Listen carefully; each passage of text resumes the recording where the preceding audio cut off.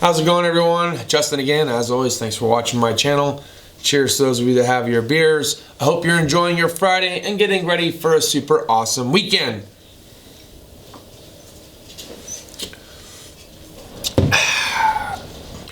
Alright, that being said, today's video is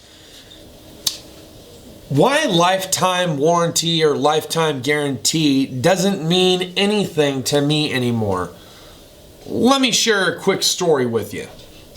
Alright, so you spend all your hard-earned money to buy tools made in the USA or what you would consider good quality, and then your tool distributor decides that he's no longer going to do the franchise anymore. So now what? I've lost my Mac tool, my Snap-on tool rep twice over the course of 24 months. We've went through 3 Snap-on reps. Then we lost our Cornwell rep. Who's next? I mean, who's really going to up and quit? At this point, all we have left is Matco Tools. So is Matco going to decide that he no longer wants to be a distributor, or maybe he gets fired or something like that? And then what are you left with? How about an expensive scan tool that you can no longer do the software update to bring it current so you can work on people's cars?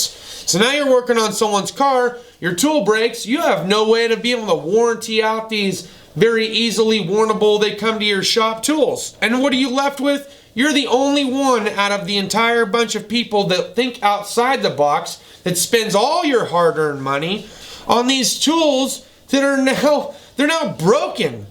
And you've got no way of being able to actually get them repaired or fixed without what? Mailing them off, shipping them off, sending them out for repair, emailing customer service. Maybe you have a friend back east where you send it off to get repaired. So overall, guys, look, the whole lifetime guarantee, warranty factor absolutely means nothing to me anymore. That's why you'll see me with a whole bunch of varieties of tools in my toolbox. I don't stick to one manufacturer because I'm not cheap. I mean, I do spend money on tools. It's not like I'm pinching pennies here and trying to squeeze everything out of every dollar, but it's much, much better than wasting or burning money, letting the money burn a hole in your pocket by wasting it on a bunch of unnecessary, useless, expensive tools that you've been coerced into buying because it says made in America. And we'll get into that in a separate video topic. We'll talk about that in another video about the whole made in America versus China thing. But I digress. Guys, look, I've been doing this now for about 9 years. I own everything between Snap-on, Mac, Cornwell, Matco. I've bought tools off Amazon from OTC. I've bought Pittsburgh. I've gone to Home Depot. I've purchased Husky. I've bought in Stanley. I've even bought in some of the cheap Walmart Hyper Tough stuff. I've gone into just about any store, you name it, Channellock, Irwin, anything else. I've probably purchased it, used it at some point or another during my career. Most of those tools I either A, gave away, B, they broke down to the point where I couldn't warranty them out or anything like that and ended up throwing them away. C, I lost the desire to own it. I no longer had a need for multiple tool sets because when I was in college, I worked at a shop. Then I ended up going to school, so I needed tool sets at both not only school, but I also needed tool sets at work as well. So the next thing you know, I had to have 2 tool sets. So when I got done, then I had tool sets at work and I had tool sets at home. That factor hasn't changed. I still have tool sets here at the house and I still have tool set over at work. But there's a key difference. I don't spend all my money on the latest, greatest, made in USA, everything that I possibly can. Like I said in past videos, if the tool works, then it works, okay?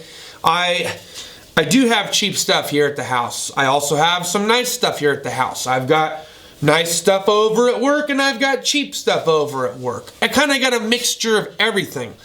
But I just wanted to create this video because I think there's this false reality that like you have to buy all these expensive tool trucks tools because they're there, they're available, they're ready to provide you with a service, they're bringing them to you, and they're bringing you good quality tools that you can warranty out, and then they should get the replacement. If they can't repair it on site, they should get the replacement within a week or so. In other cases, they got to do the same thing that you'd have to do. They have to ship it out. It's got to take a couple days to get there. It's going to take them a few days to a week to fix it. It's going to take them a few days to ship it back. And it's going to take your rep a few days to a week to get it back to you. So now you're waiting 2 to 3 weeks. That is probably the slowest shipping, handling, and rating that I've ever seen. When it comes to Made in USA tools, like I said, we'll get in that in another topic. But look, I kind of briefly talked about it in the comments a little bit, but anybody can stamp USA on something and say it's made in USA. That stamp could have been stamped over in China. You don't know. You're assuming that it's made in USA because why? They have a warehouse here. They have a plant in like Indianapolis or Massachusetts or somewhere down in BFE. No, they have a plant for show. I've heard of those stores or those major companies having plants out there. It's just for show. But at any rate, I digress. Again, I no longer believe in the whole lifetime warranty factor. My main belief when I purchase a tool now is, will it hold up? If it doesn't hold up, can I easily throw it away? And if I can throw it away, I have to think about how much I spent on that tool before I throw it away. Because if it no longer works and I can't get it warrantied out, I have to assume that that tool is now garbage. So think of it that way before you buy something. Can I see myself throwing this in the trash 5 years, 10 years, 20 years down the road? Here's something else to consider. A lot of these places, not just tool reps, but let's take Sears for example. They're closing doors. So now all your Craftsman stuff's slowly going away. And what happened with that? They started shifting it over to Ace. They started shifting it over to Lowe's. We saw the walk around. They haven't fully accepted or brought them completely on board yet. I think they're still hesitant. For what reason? Who knows? They may not even decide to keep that lineup. Lowe's has started to close doors. Not as many as Sears has, but they've been starting to close doors. And if Ace decides to do that, well, then your Craftsman stuff means nothing. And it's all garbage because who are you going to warranty it out through? You're going to send it in the mail to who? That's what I'm getting at. It's not just the tool distributors that lose their job or they decide that they no longer want to do it or they retire out like has been my experience.